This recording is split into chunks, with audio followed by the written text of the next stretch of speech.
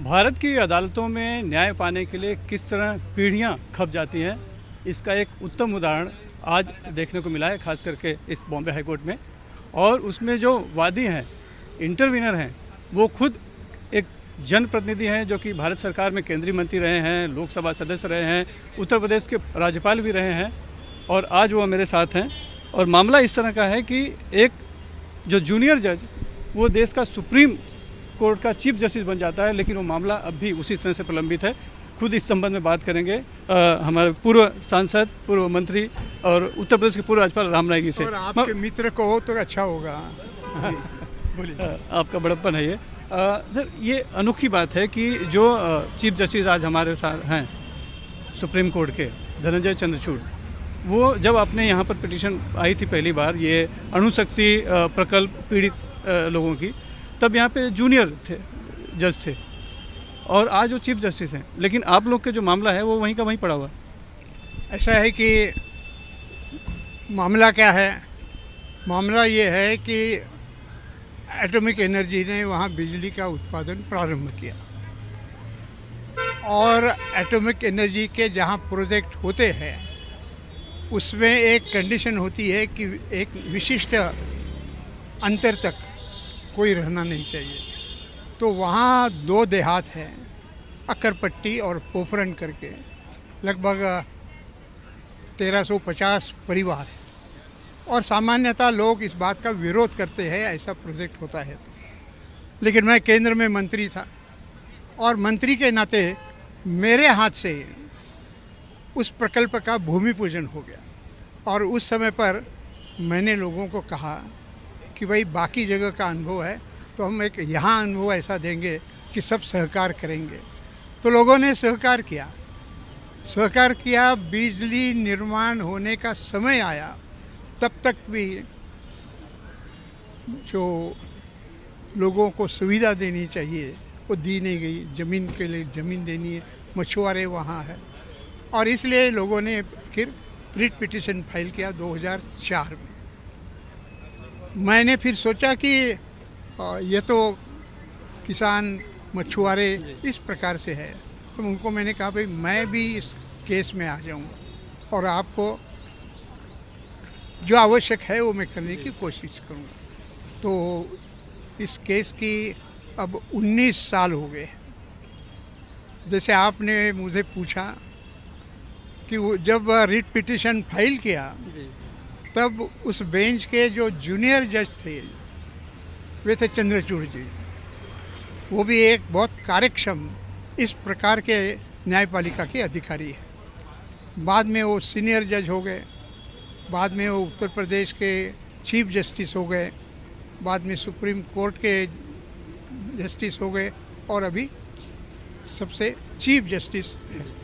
अब मैं उनको नहीं दोष दे रहा हूँ, लेकिन ये जो न्याय पद्धति का काम है उसमें एक कहा जाता है justice delayed is justice denied. समय पर यदि न्याय नहीं मिलता है तो न्याय नहीं के बराबर होता है। और इस भूमिका में मैं भी केसेस करता रहा। केवल 5 साल में जब राज्यपाल था तो राज्यपाल इस प्रकार के काम में कोर्ट में नहीं आ सकता है, ये प्रोटोकॉल के तहत में नहीं, लेकिन आने के बाद फिर से ये शुरू किया है। आज हमारा मेरे साथ और भी जो अलग अलग एडवोकेट्स थे उनकी बातें भी बेंच ने सुनी, और ये बातें भी आपने रखी कि एक जूनियर जज चीफ जस्टिस हो गए भारत के सुप्रीम कोर्ट के, लेकिन मुकदमा वहीं का वहीं है। मैंने इसलिए रखी कि न्याय देने वाले निश्चित तौर पर ऊपर गए हैं, लेकिन न्याय नहीं गए। लोगों को जो सुविधा मिलनी चाहिए, तो इसलिए मैं उनको दोष नहीं दे रहा हूँ, ये पद्धति को मैं दोष दे रहा हूँ। और ये भूमिका में आज जो चर्चा हुई तो उन्होंने भी कुलकर्णी जी, न्यायाधीश कुलकर्णी और न्यायाधीश जैन, इन दोनों ने ये मान लिया कि बहुत देरी हुई है, और इसलिए उन्होंने 13 अक्टूबर यह डेट दी है, और सबको कहा है आपके जो अभी पेंडिंग विषय है वो आप साथ में बैठकर जो कर सकते हैं वो करो, और 13 अक्टूबर को हम इसकी सुनवाई करेंगे।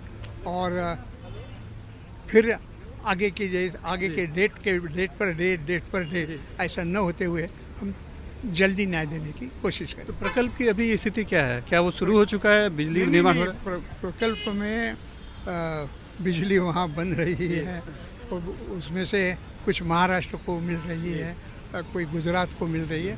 प्रकल्प बहुत अच्छे ढंग से लेकिन चल जो रहे हैं। वहाँ से विस्थापित किए गए एक बात और जो है जी, कि इतना हम पैसे नहीं दे सकते, इतना नहीं दे सकते। अब 2005 में वो शुरू हुआ है, 18 साल हो गए। तो 2013 में केंद्र सरकार ने ही एक कानून बनाया, CSR उसको बोला जाता है, कॉरपोरेट सोशल रिस्पॉन्सिबिलिटी। उसमें 4% जो मुनाफा होता है वो ऐसे काम के लिए दिया। इन्होंने जो 2005 से आज तक मुनाफा कमाया है उसका 4% इनको दे तो उनका पुनर्वसन आसानी से हो तो सकता जो है। विस्थापित हैं उनकी क्या स्थिति है? कितने लोग विस्थापित हैं और पुनर्वसन नहीं, कहाँ तक पहुँचा है? कुछ लोगों को घर मिले हैं, लेकिन अब 20 साल हो गए हैं, घर गिर रहे हैं। कुछ लोगों के फैमिली में उस समय पर 3 लोग ही थे, अभी 5-6 हो गए हैं। तो ये सारा आर्थिक सामाजिक मुद्दे हैं, उसको लेकर निर्णय करने चाहिए और उसके लिए सरकार ने पुनर्वसन के लिए एक नीति बनाई भी है। जब हम अटल जी की सरकार थी तब हम वह बना रहे थे, बाद में वो पूरी भी कर दी, तो उसके अनुसार लोगों को सुविधा मिलनी चाहिए, यही मांग। धन्यवाद। तो 19 साल बाद उम्मीद जगी है, लेकिन अब भी ये आशंका बनी है कि मामला कहीं तारीख पर तारीख में न उलझ जाए। लेकिन बड़ी बात यह है कि अदालतों में मामले किस तरह से सालों लंबित रहते हैं, और वो भी आम आदमियों के नहीं, खास आदमी जो कि सांसद रह चुके हैं, केंद्रीय मंत्री रह चुके हैं, पूर्व राज्यपाल भी हैं, लेकिन इसके बावजूद जो है कि मामला 19 सालों से लंबित रहा। तारापुर अणुशक्ति प्रकल्प पीड़ितों का उन्हें अभी तरह से पूरा पुनर्वसन उनको नहीं मिला है। मुंबई से cameraman Praveen Dosa, Sunil Singh, NDTV India के लिए।